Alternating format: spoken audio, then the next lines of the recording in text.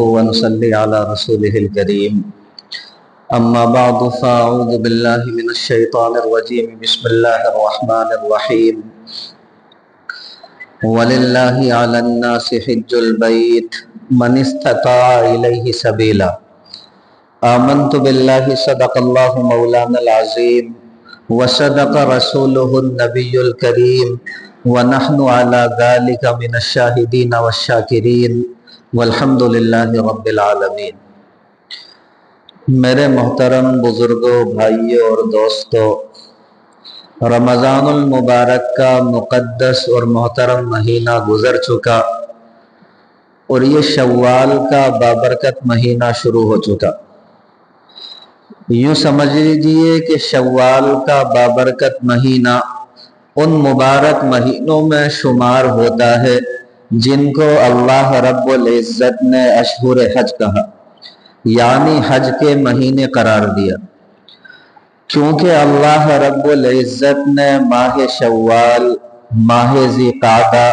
اور ماہ ذی الحجہ کے 10 دن کو حج کے مہینے قرار دیا۔ اب چونکہ یہ ایام بھی حج کے چل رہے ہیں، یہ مہینے بھی حج کے چل رہے ہیں، اس لیے میں مناسب سمجھتا ہوں کہ آج حج بیت اللہ سے متعلق کچھ باتیں آپ کی خدمت میں رکھ دو۔ بس آپ اللہ رب العزت سے دعا فرما دے کہ صحیح صحیح باتیں میری زبان سے کہلوا دے اور ہم سبھی کے لیے ان باتوں کو کارآمد اور نفع بخش بنا دے۔ دیکھیں، حج جو ہے وہ اسلام کے بنیادی ارکان میں سے ایک اہم رکن ہے۔ نبی کریم سرور دو عالم صلی اللہ علیہ وسلم ارشاد فرماتے ہیں، آپ نے فرمایا بنی الاسلام علی خمس، اسلام کی جو بنیاد ہے وہ 5 چیزوں کے اوپر ہے۔ پہلی چیز فرمایا شہادتی ان لا الہ الا اللہ وان محمدا عبدہ ورسولہ، پہلی چیز اس بات کی گواہی دینا کہ اللہ رب العزت کے سوا کوئی معبود نہیں اور محمد عربی صلی اللہ علیہ وسلم اللہ رب العزت کے بندے اور رسول ہیں۔ دوسری چیز و اقام الصلاۃ، اور نماز کا ادا کرنا۔ تیسری چیز و ایتاء الزکاۃ،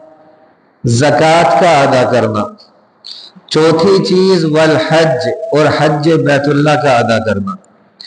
پانچویں چیز وصوم رمضان، اور رمضان المبارک کے روزے رکھنا۔ آسان لفظوں میں یوں سمجھ لیجئے کہ اللہ رب العزت نے اپنے بندوں کے لیے عبادت کے جو مختلف طریقے تجویز فرمائے ہیں، ان میں سے ہر طریقہ ایک نرالی شان رکھتا ہے۔ مثال کے طور پر نماز کی ایک الگ شان ہے، روزے کی ایک الگ شان ہے، زکوٰۃ کی ایک الگ شان ہے، اسی طرح حج بیت اللہ بھی ایک الگ ہی شان کا مالک ہے۔ عام طور پر اگر ہم عبادتوں کو تقسیم کریں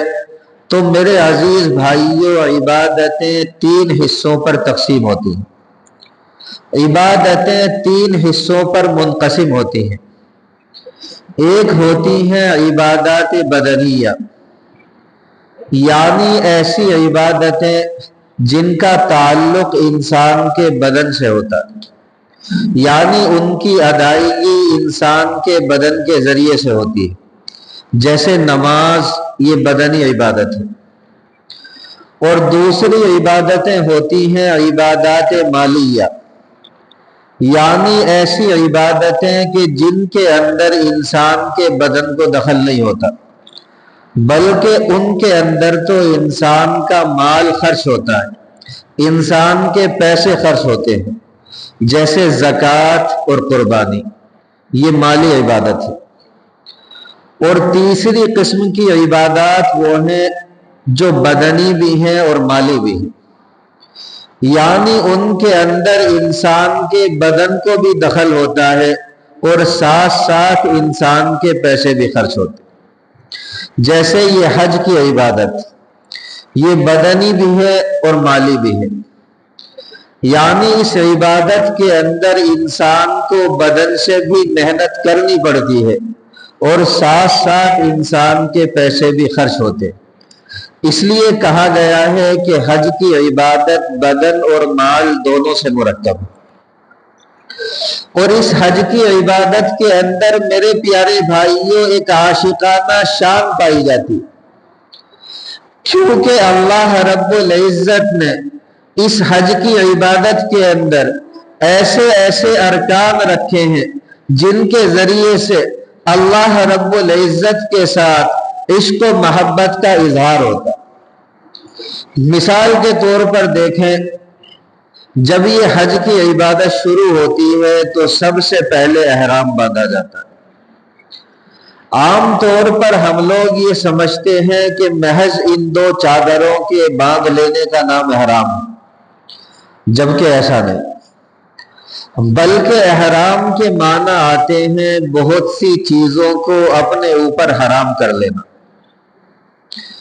اور جب انسان حج یا عمرے کی نیت کرنے کے بعد،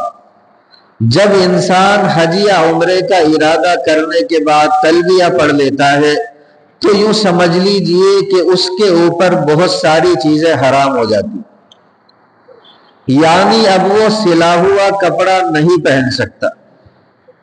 اب وہ خوشبو نہیں لگا سکتا، اب وہ جسم کے کسی حصے کے بال نہیں کاٹ سکتا، اب وہ ناخن نہیں کاٹ سکتا،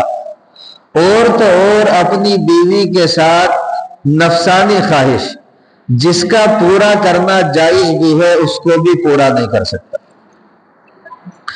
دیکھیں، جب انسان حج یا عمرے کا ارادہ کر کے یہ تلبیہ پڑھتا ہے، لبیک اللہم لبیک لبیک لا شریک لک لبیک ان الحمد والنعمت لک والملک لا شریک لک، جس کا مطلب یہ ہے کہ اے اللہ میں حاضر ہوں، اے اللہ میں آپ کے دربار میں آیا ہوں، رب کریم میں نے آپ کے دربار میں حاضری دی ہے۔ حج کرنے والا،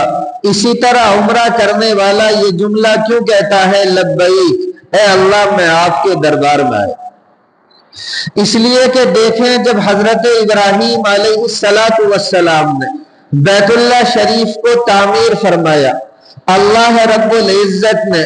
اپنے پیارے خلیل ابراہیم علیہ السلام کو حکم دیا، وَأَذِّن فِي النَّاسِ بِالْحَجِّ يَأْتُوكَ رِجَالًا وَعَلَى كُلِّ ضَامِرٍ يَأْتِينَ مِنْ كُلِّ فَجٍّ عَمِيقٍ۔ اے ابراہیم علیہ السلام، آپ لوگوں میں یہ اعلان فرما دے، لوگوں یہ بیت اللہ اللہ رب العزت کا گھر ہے، یہ بیت اللہ اللہ رب العزت کا قدیم گھر ہے،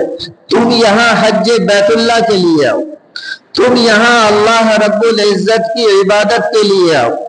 پیدل آؤ، اسی طرح سوار ہو کر کے آؤ، دور دراز سے آؤ، اسی طرح قریب سے آؤ، دنیا کے چپے چپے سے اور دنیا کے کونے کونے سے یہاں پہنچو۔ دیکھیں، سیرت کی ایک بڑی اچھی کتاب ہے جس کا نام ہے سیرت حلبیہ۔ اس کتاب کے اندر میں نے یہ مضمون پڑھا، حضرت عبداللہ ابن عباس رضی اللہ تعالی عنہما فرماتے ہیں کہ جب ابراہیم علیہ السلام بیت اللہ شریف کی تعمیر سے فارغ ہو گئے تو انہوں نے بارگاہ ربانی میں یہ عرض کیا کہ رب کریم، میں آپ کے گھر کی تعمیر سے فارغ ہو گیا۔ اللہ رب العزت نے ارشاد فرمایا کہ پیارے ابراہیم، اب آپ لوگوں میں حج کا اعلان فرما دیں۔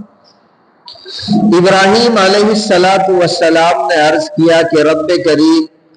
میں اعلان تو کر دوں گا لیکن میری آواز لوگوں تک پہنچے گی کیسے، اور پہنچائے گا کون؟ اللہ رب العزت نے ارشاد فرمایا، ابراہیم، آپ کا کام ہے اعلان کرنا، لوگوں تک آواز کا پہنچانا یہ ہماری ذمہ داری ہے، یہ ہمارا کام ہے، آپ بس اپنا کام کریں، اعلان فرما دیں۔ میرے پیارے بھائیوں، ابراہیم علیہ السلام ابراہیم علیہ السلام مقام ابراہیم پر کھڑے ہو گئے، یعنی اس پتھر پر کھڑے ہو گئے جو کعبے کی تعمیر کے لیے ابراہیم علیہ السلام کے واسطے اللہ رب العزت کی جانب سے جنت سے بھیجا گیا، اور پھر اس پتھر نے اوپر اٹھنا شروع کیا اور اتنا بلند ہوا، اتنا اوپر اٹھا کہ یہ پتھر بڑے بڑے پہاڑوں سے بھی زیادہ بلند ہو گئے، اونچے اونچے پہاڑوں سے بھی زیادہ اونچا ہو گیا۔ اس کے بعد ابراہیم علیہ السلام نے اپنے دونوں کانوں میں انگلیاں ڈالی اور اپنے چہرے کو دائیں اور بائیں طرف یعنی دونوں طرف گھماتے ہوئے 3 مرتبہ یہ اعلان فرمایا، لوگوں تم پر اس بیت العتیق یعنی اللہ رب العزت کے قدیم گھر کی طرف حج بیت اللہ فرض کیا گیا ہے، تم یہاں حج بیت اللہ کے لیے۔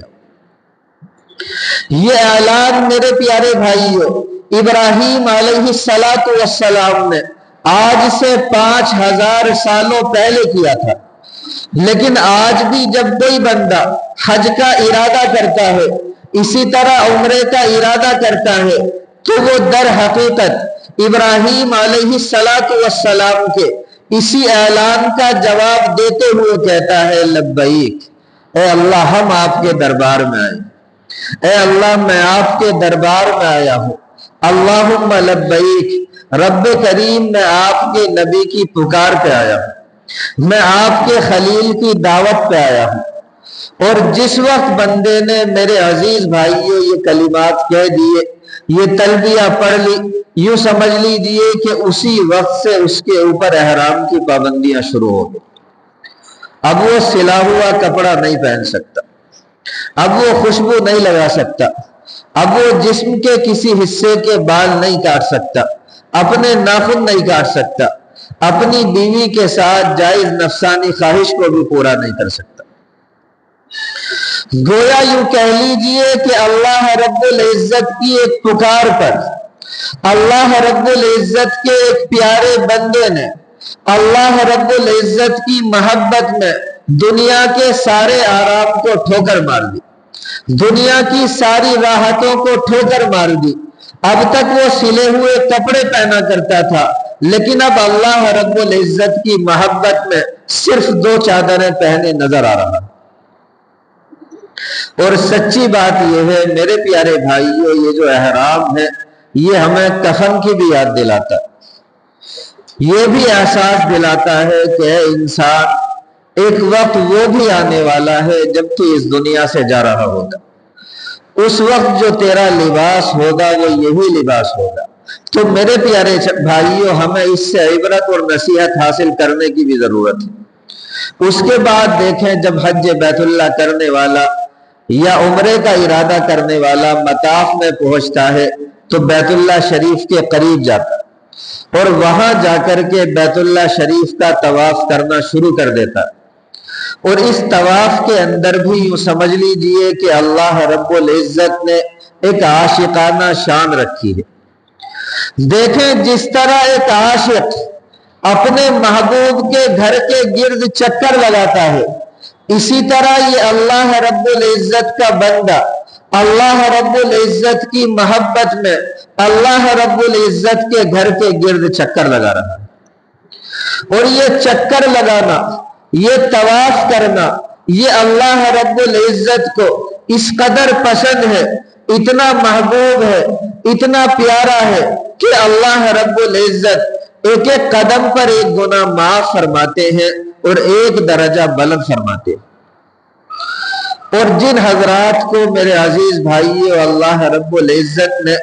طواف بیت اللہ کی سعادت سے نوازا ہے، وہ میری اس بات کی تصدیق کریں گے کہ شاید اس روئے زمین کے اوپر طواف سے زیادہ لذیذ اور طواف سے زیادہ مزیدار کوئی اور عبادت نہ ہو۔ اس لیے میرے پیارے بھائیو، دعا کیا کریں اپنے لیے اور ہر مومن کے لیے کہ اللہ رب العزت ہر مومن کو وہاں کے مقامات مقدسہ کی حاضری نصیب فرمائے، وہاں جا کر کے اللہ رب العزت سے دعائیں مانگنا اور اللہ رب العزت کا قرب حاصل کرنا یہ اللہ رب العزت ہر مومن کو عطا فرمائے۔ بلکہ دیکھیں حدیث مبارکہ کے اندر تو یہاں تک آتا ہے کہ جو بندہ گن کر کے بیت اللہ کے 7 چکر پورے کر لے، طواف کے 7 چکر پورے کر لے، اللہ رب العزت اسے غلام آزاد کرنے کے برابر ثواب مرحمت فرماتے۔ یہ کچھ باتیں آج میں نے آپ کے سامنے رکھی ہیں، آنے والے ہفتوں میں انشاءاللہ ثم انشاءاللہ اور بھی تفصیل کے ساتھ اس مضمون کو میں آپ کے سامنے رکھوں گا۔ اللہ رب العزت سے دعا فرما دیں کہ جو باتیں کہہ دی گئی اللہ رب العزت ہم سب کو عمل کی دولت سے مالا مال فرما دے۔ وما علینا الا البلاغ۔